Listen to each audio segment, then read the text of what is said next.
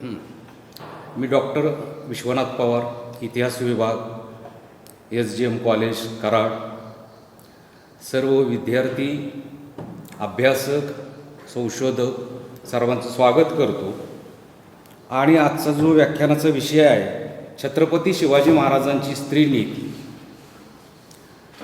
महाराजांच्या पत्रामध्ये प्रामुख्याने जो उल्लेख सापडतो तो म्हणजे रयत, स्त्रिया आणि गायी यांना तोशीच लागता कामा नये.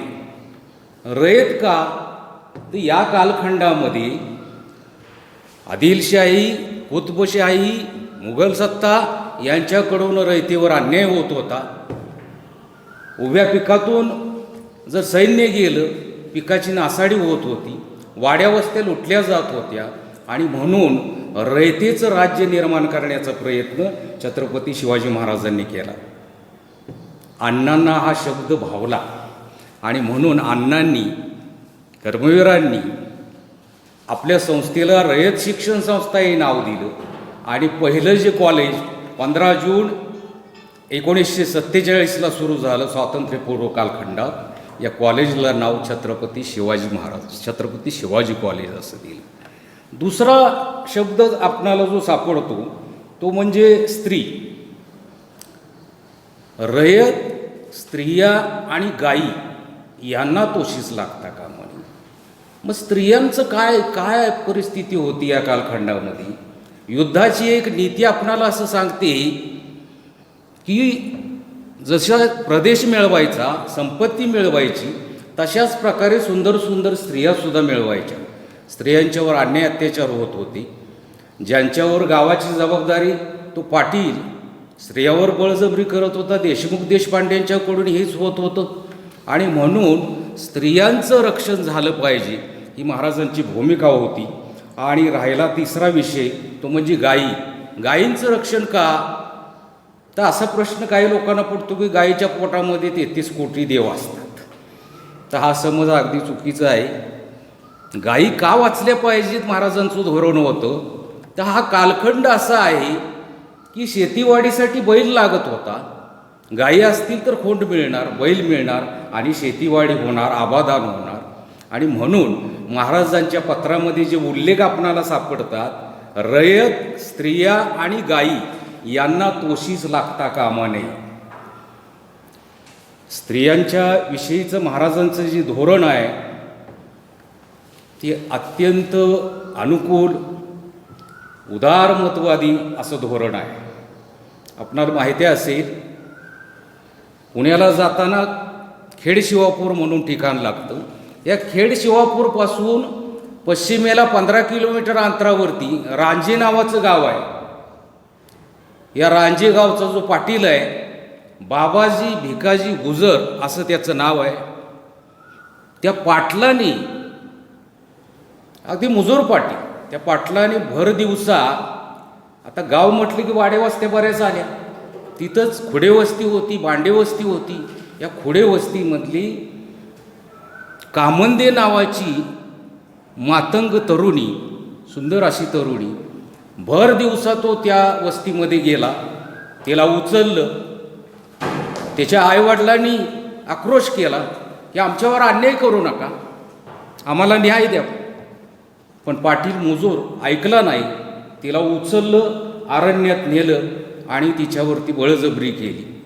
पहा, जीवापाड आबरूला जपणाऱ्या या स्त्रियांनी, या कामंदेनं शेजारच्याच असणाऱ्या बाणगंगा नदीमध्ये प्राणार्पण केलं.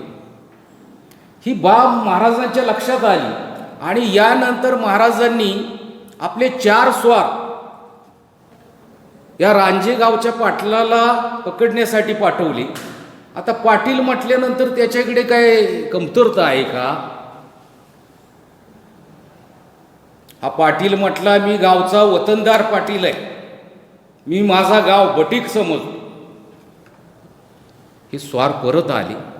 त्यांनी घडलेली हकीकत महाराजांना सांगितली. महाराजांनी सैन्याची छोटी तुकडी पाठवली. पहाटे तुकडे घोड्यांच्या टापांचा आवाज वाड्याच्या बाहेर येताच पाटील ढेलजेवर सावरून बसला. हे स्वार नंग्या तलवारी घेऊन आत गेले वाड्यात. पाटलाला धरला, दोरखंडाने त्याला आवळण्यात आलं, त्याच्या मुसक्या बांधण्यात आल्या आणि त्याला खेडशिवापूर मार्गे पुण्याच्या लाल महालात आणण्यात आलं. सदरेवरती शिवाजी महाराज आहेत, मागे जिजाऊ महासाहेब आहेत. या रांजाच्या पाटलाला विचारण्यात आलं, आपण जो कामंदे नावाच्या तरुणीवर अन्याय अत्याचार केलाय, त्याला शासन करणं हे आमचं काम आहे. शहानिशा झाली आणि शेवटी निर्णय घेण्यात आला की रांजेगावच्या पाटलानं त्या बाबाजी भिकाजी गुजर यांनी या कामंदेवरती अन्याय केलेला आहे आणि म्हणून शिवाजी महाराजांनी त्याला शासन देण्याचा निर्णय घेतला आणि या निवाडा पत्रावरती एक उल्लेख करण्यात आला की या रांजेगावचा जो बाबाजी भिकाजी गुजर पाटील आहे त्याचा चौरंगा करण्यात यावा. आता चौरंग करणे म्हणजे काय प्रकार आहे, तर एक हात आणि एक पाय तोडायचा.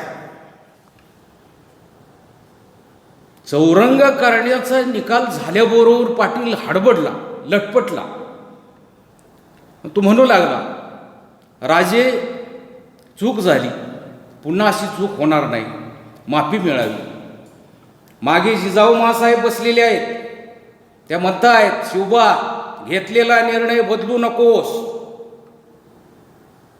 हा एकट्या कामंदेचा प्रश्न नाही, तो समस्त स्त्री जातीचा प्रश्न आहे, स्त्रियांच्या इब्रतीचा प्रश्न आहे. अशा मुजोर वतनदारांना शासन झालंच पाहिजे. सजाखान्यात नेण्यात आलं, त्याचा एक हात एक पाय कलम करण्यात आला आणि ही घटना सन 1646 मधील आहे. शिवाजी महाराजांचं वय अवघं 16-17 वर्षाचं आहे. या निवाडा पत्रावरती त्यांची राजमुद्रा आपल्याला पाहावयास मिळते. ती राजमुद्रा काय सांगते, प्रतिपचंद्रलेखेव वर्धिष्णू विश्ववंदिता शहासुनू शिवशेषा मुद्रा भद्राय राजते. म्हणजे प्रतिपदेचा चंद्र ज्याप्रमाणे कलेकलेने वाढत जातो त्याप्रमाणे शहाजी पुत्र शिवाजी राजेंची ही राजमुद्रा जनतेच्या रयतेच्या कल्याणासाठी विलसत आहे. संस्कृतमधली ही जी राजमुद्रा आहे त्या राजमुद्रेने रयतेचं कल्याण हे ध्येय डोळ्यासमोर ठेवलेलं आहे. त्यानंतरची दुसरी घटना आहे ही हिरकणीची साहस कथा. शिवाजी महाराजांचं स्त्रीविषयक धोरण आपण अभ्यासत असताना त्यांच्या जीवनामध्ये ज्या अशा काही घटना घडल्या त्या आपण समजून घेणं अत्यंत गरजेचं आहे.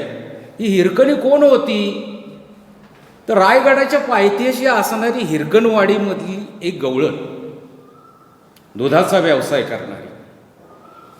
आज आपण रायगडला जाताना जिथून रोपवे आहे तो हिरकणवाडीमधूनच वर गेलेला आहे. त्या हिरकणवाडीची ही हिरकणी दूध घालण्यासाठी गडावरती आली. संध्याकाळची वेळ होती. ती गडामधून पाय उतार होणार त्याच्या अगोदरच गडाचे दरवाजे बंद झाले. त्यावेळचा एक शिरस्ता होता. सूर्योदयाबरोबर गडाचे दरवाजे उघडले जात असत आणि सूर्यास्ताबरोबर हे दरवाजे बंद केले जात असत. तिनं विनवण्या केल्या. माझं लहान तानूल आहे ते शेजाऱ्याकडे ठेवलेलं आहे. ही हिरकणी तिचं मूल 5-6 महिन्याचं असतानाच तिचे पती वारलेले होते. तिच्यावरती कुटुंबाची सगळी जबाबदारी होती आणि हे लहान मूल शेजाऱ्याकडे ठेवलेलं आहे. विनवण्या केल्या परंतु रखवालदाराने ऐकलं नाही. त्यावेळचं शिरस्ता होता, महाराजांचं धोरण होतं आणि तो काळ काय चिट्ट्या चपाट्यांचा वशिल्याचा नव्हता. हिरकणी धास्तावली, काय करायचं आणि गडावरून कुठून उतरता येईल याचा ती विचार करू लागली. गड फिरली. आता रायगड म्हणजे सभासदाने वर्णन केलेलं आहे, 1.5 गाव उंच, कडे तासल्याप्रमाणे.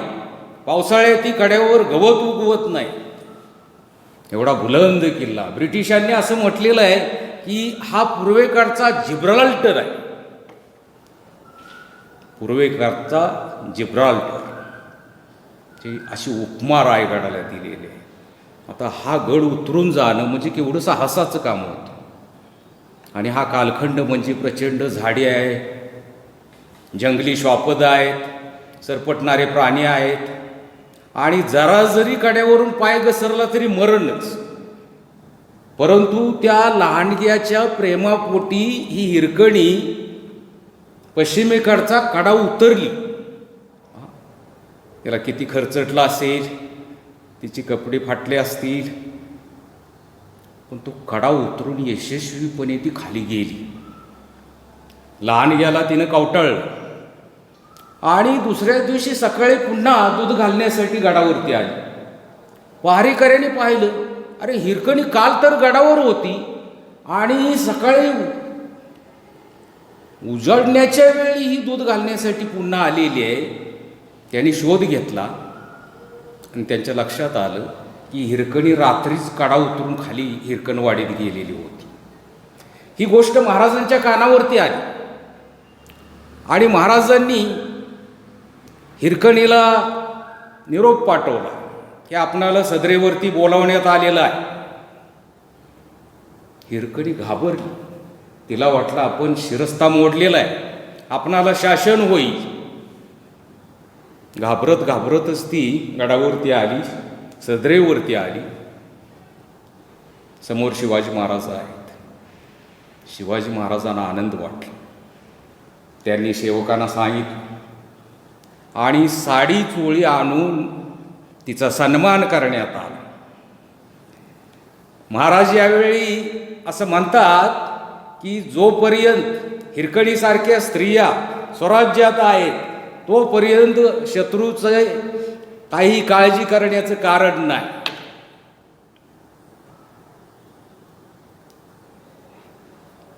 आज आपणाला पाहावयास मिळतं की प्रत्येक एस.टी. स्टँडवरती एक हिरकणी कक्ष आपणाला पाहावयास मिळतो की या स्त्रियांना, लहान मुलांना स्तनपान करता यावं यासाठी शासनानं ही चांगली योजना राबवलेली आहे असं आपणाला दिसून येईल. त्यानंतरची तिसरी घटना आहे महाराजांचा राज्याभिषेक 6 जून 1674 रायगडावरती मोठ्या दिमाखात संपन्न झाला. आणि या राज्याभिषेकानंतर त्यांनी दक्षिण दिग्विजय साजरा करण्याचं ठरवलं. ते दक्षिण दिग्विजयासाठी मोठी फौज घेऊन गेले. कुतुबशहाबरोबर भागानगरला भेट झाली, त्यांच्या तह झाला. महाराजांनी दक्षिणेकडचे अनेक प्रदेश, अनेक किल्ले जिंकले. मग कोप्पळचा किल्ला असेल, वेल्लोरचा किल्ला असेल, जिंजीचा किल्ला असेल. आणि जिंजी म्हणजे कुठला प्रदेश आला? मद्रास किनारपट्टीपर्यंत. आणि हा कालखंड कशावरती आहे? घोड्यावरून रपेट करण्याचा कालखंड आहे. महाराज कुठपर्यंत गेले? प्रचंड संपत्ती या दक्षिण दिग्विजयामध्ये त्यांना मिळाली. स्वराज्य एवढाच मोठा प्रदेश पुन्हा स्वराज्यात सामील झाला. प्रचंड संपत्ती बैलावरती लादून ते परत येत असताना वाटेतच बेलवडी नावाचं गाव आहे आणि या बेलवडीला या प्रभू देसाई आणि सावित्री देसाईंची गढी होती. त्या प्रभू देसाई आणि सावित्री देसाईंनी हे संपत्ती लादलेले बैल, अनेक बैल घेऊन गेले. ही गोष्ट समजताच महाराजांनी सकुजी गायकवाडला ही जबाबदारी दिली की तिचा बंदोबस्त करण्यात यावा, गडी जिंकण्यात यावी. 27 दिवस ही गडी लढवली. प्रभू देसाई त्यात पडले. 27व्या दिवशी गडी पडल्यानंतर विजयाच्या उन्मादामध्ये या सकुजी गायकवाडने या सावित्री देसाईवरती बळजबरी केली. आता सकुजी गायकवाड कोण आहे? महाराजांचा सरदार आहे, विजयी सरदार आहे. सावित्री देसाई कोण आहे? शत्रुस्त्री आहे, तिनं आगळी केलेली होती. पण महाराजांचं धोरण होतं, कुणीही स्त्री असो, ती स्वराज्यातील असो परराज्यातील असो, तिचा सन्मान राहायला पाहिजे महाराज परत फिरले, त्या गडीमध्ये आली, सावित्रीची गडी तिला परत करण्यात आली. त्या लहानग्याला जवळ घेतलं, त्याला दूध पाजलं. आजही या गडीमध्ये हा जो स्टॅच्यू दिसतो की सावित्री देसाई शेजारी उभे आहे, महाराज तिथं समोर आहेत आणि या लहानग्याला त्यांनी जवळ घेतलेला आहे. यानंतर महाराजांनी या सखुजी गायकवाडने जी काय बळजबरी केलेली होती, या सखुजीचे डोळे काढले आणि त्याला पन्हाळ्याच्या अंधार कोठडीत डांबला. तिथंच त्याचा अंत झाला. मित्रहो, मला सांगायला एक गोष्ट या ठिकाणी मला आवर्जून सांगाव्याशी वाटते आणि ती म्हणजे हा सखुजी गायकवाड कोण आहे? महाराजांचा केवळ सरदार नाही, महाराजांची जी पत्नी आहे सकवारबाई, तिचा सक्का भाव आहे, म्हणजे सक्का मेव्हणा त्याचा. पण कोणीही असो नातेवाईक, त्यानं जर अशा प्रकारचा अन्याय करत असेल स्त्रियांच्यावर, तर त्याला शासन करणं हे आमचं काम आहे. आजच्या घडीला आपण राज्यकर्त्यांचं धोरण पाहतोय. आदर्श घोटाळासुद्धा आपण अभ्यासलेला आहे.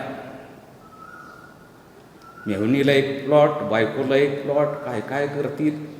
आणि इथे महाराज मात्र स्त्रियांची किती काळजी घेत आहेत, त्यांच्या इज्जतीला कुठेही धक्का लागता कामा नये याबद्दलची त्यांची जी भूमिका आहे ती आपणाला या ठिकाणी भावते. कल्याणच्या खजिन्याविषयी सुद्धा असाच एक प्रघात होता. कल्याणला आबाजी सोनदेव यांच्यावरती कल्याणची मोहीम सोपवण्यात आली. कल्याणची मोहीम यशस्वी झाली, प्रचंड खजिना मिळाला आणि हा खजिना घेऊन ते स्वराज्यात परतली, रायगडावरती आली. यावेळी आबाजी सोनदेवानी या कल्याणच्या सुभेदाराची ही सून अत्यंत सुंदर असणारी लावण्य होती, तिला कैद केलं, तिला महाराजांच्या समोर उभं केलं. आता आबाजी सोनदेवाचा काय उद्देश होता हा इतिहासकारांना अद्याप काय समजलेला नाही. पण आबाजी सोनदेवानी चूक केली. पण महाराजांनी मात्र या कल्याणच्या सुभेदाराच्या सुनेची सुद्धा साडी चोळी देऊन तिचा सन्मान केला. काही कवींनी असं म्हटलेलं आहे की महाराज यावेळी असं म्हणाले की अशीच आमची असती माता, आम्ही झालो असतो अशी. पण महाराज जिजाऊ माँसाहेबांची तुलना या कल्याणच्या सुभेदाराच्या सुनेशी करतील असं कदापि शक्य नाही. आता कवी लेखक काय काय असे गल्लीबोळात झालेले आहेत, त्यामुळे काही गोष्टी अशा घडतात असं आपणाला दिसून येतं. जिजाऊ माँसाहेबांचे संस्कार होते, त्यांनी ते अनुभवलेलं होतं आयुष्यभरात की स्त्रियांची कशी सस्य ओलपट होते आहे, आणि शिवबाला ते शिक्षण दिलेलं होतं. रामायण महाभारताचे धडे शिकवलेले होते. स्त्री दाक्षिण्याचं धोरण तू स्वीकारलं पाहिजेस, ही जिजाऊ माँसाहेबांची भूमिका होती. आज स्त्रियांना कायद्याने संरक्षण आहे, पण तरीसुद्धा स्त्रियांच्यावर अन्याय होताना आपणाला दिसून येतात. पण त्या कालखंडामध्ये जर अशा प्रकारचा उन्माद कोणी केला तर काय त्याचा चौरंगा केला जात होता. बाबाजी भिकाजी गुजर पाटलाचा चौरंगा केल्यानंतर रयतेला असा विश्वास वाटला की हा राजा हा रयतेचा राजा आहे. महाराजांचं रयतेवर एवढं प्रेम होतं की त्यांनी चिपळूणच्या हवालदाराला जे पत्र पाठवलेलं आहे त्या पत्रामध्ये उल्लेख आहे की एखादा उंदीर तेलाच्या आशेने पेटती वात पळवून नेईल, चारागंजीनं आगी लागतील आणि मग तुम्ही शेतकऱ्यांना नाहक त्रास देऊ लागा. ते काय म्हणताय, रयतेच्या भाजीच्या देठालाही तुम्ही हात लावता कामा नये. महाराजांचं धोरण होतं. रयत का त्यांच्यावर फिदा झाली? आपण म्हणतो की यथा राजा तथा प्रजा. राजा कसा असतो यावरती रयत अवलंबून असते. तानाजी मालुसरे असतील, येसाजी कंक असतील, आंबीरराव मोहिते असतील, प्रतापराव गुजर असतील, हजारो सैनिक यांनी स्वराज्यासाठी जी आहुती दिली, हे लोक पेटून उठले. या पाठीमागे छत्रपती शिवाजी महाराजांचं धोरण, कल्याणकारी धोरण, रयतेचं संरक्षण, स्त्री दाक्षिण्य या सगळ्या गोष्टी होत्या आणि म्हणून हे घडलेलं आहे असं आपणाला दिसून येईल. प्राचार्य शिवाजीराव भोसले असं म्हणतात की छत्रपती शिवाजी महाराजांनी जे लोक झोपी गेले होते त्यांना जागं केलं, जे जागे होते त्यांना उभं केलं, जे उभे होते त्यांना चालतं केलं आणि चालणाऱ्यांच्या खांद्यावरती स्वराज्याचं निशाण दिलं. हे स्वराज्य निर्माण करण्यामध्ये महाराजांचे जे धोरण आहे ते आज आपण समजून घेत आहोत. महाभारताचा आपण आढावा घेतो. महाभारतामध्ये भरसभेमध्ये द्रौपदीची बेइज्जत करण्यात आली. दुःशासनाने तिला फरफटत आणली. त्यावेळी द्रौपदी सांगते, हे सगळे दात झालेले होते, द्यूत हारलेले होते. धर्माने द्रौपदीला सुद्धा पणाला लावलेलं होतं. त्यावेळी द्रौपदीनं त्यांना विचारलं की मी चीज वस्तू आहे का? आणि मी केवळ धर्माची बायको नाही, मी 5 पांडवांची पत्नी आहे. तुम्ही ज्यावेळी पणाला लावलं त्यावेळी इतरांचा विचार घेतला का? आणि अशा वेळी हा जो दुर्योधन आहे तो मस्तवालपणे काय म्हणतो, द्रौपदी ये आणि माझ्या मांडीवर बस. आणि कर्ण त्याचा साथीदार तो म्हणतो 5 जणांची तू पत्नी आहेसच, 6व्याचा हात धरलास तर काय हरकत आहे. महाभारताचे संस्कार शिवाजी महाराजांच्यावरती झालेले होते, पण त्यांनी या घटना अभ्यासलेल्या होत्या आणि म्हणून या द्रौपदी खातर पुढचं जे महाभारत झालं ते इथं होता कामा नये. स्वराज्यात असा कुठेही प्रकार होता कामा नये. महाभारताच्या 17व्या अध्यायात असं म्हटलेलं आहे, कालो वा कारणम राजा कालस्य कारणम. राजा हा काळाचा प्रतिनिधी असतो. आपण म्हणतो शिवाजी महाराजांच्या कालखंडाला आपण म्हणतो शिवाजी आणि शिवकाळ, एक रोमहर्षक असा कालखंड. राजा कसा असावा याचं एक उत्कृष्ट उदाहरण. प्रजेवर निश्चिम प्रेम करणारा, रयतेची पुत्रवत काळजी घेणारा, स्त्री दाक्षिण्याचं धोरण स्वीकारणारा असा राज्यकर्ता. आणि त्यांच्या आज स्त्री धोरणाचा आपण आढावा घेतला. या पाठीमागे जिजाऊ माँसाहेबांचे संस्कार अत्यंत महत्त्वाचे होते, हे आपण विसरता कामा नये. ते शिवाजी महाराजांच्यावरती त्यांनी केलेले होते. आणि म्हणून महाराज शेवटी एक उदाहरण सांगतो आणि थांबतो की महाराज असं म्हणतात की मी अनेक रोमहर्षक प्रसंगामधून निभावून निघालो. अफजल खान वध असेल, आग्रा भेट असेल, शाहिस्ते खानाची फजिती असेल, अनेक घटना अगदी जीवावरच्या घटना होत्या, पण महाराज त्यामधून बाहेर पडले. त्या पाठीमागे ते काय म्हणतात, माँसाहेब जिजाऊंची प्रेरणा आणि तुळजाभवानीचा आशीर्वाद हा कारणीभूत आहे. महाराजांचं हे धोरण आज आपण सगळ्यांनी समजून घेण्याची गरज आहे. आज स्त्री दाक्षिण्याचं धोरण मग केवळ जय भवानी जय शिवाजी म्हणून चालणार नाही, ते तर म्हटलंच पाहिजे, परंतु महाराजांचे जे विचार आहेत ते समजून घेणं अत्यंत गरजेचं आहे असं मला वाटतं. ज्यावेळी या कल्याणच्या सुभेदाराच्या सुनेला त्यांच्यासमोर सादर केलं त्यावेळी जर दुसरा एखादा असा सरदार असता, वतनदार असता आणि त्याला त्याच्या सेवकाने जर अशी लावण्यवती आणून दिली असती तर तो महाराजांच्या सारखा वागला असता का?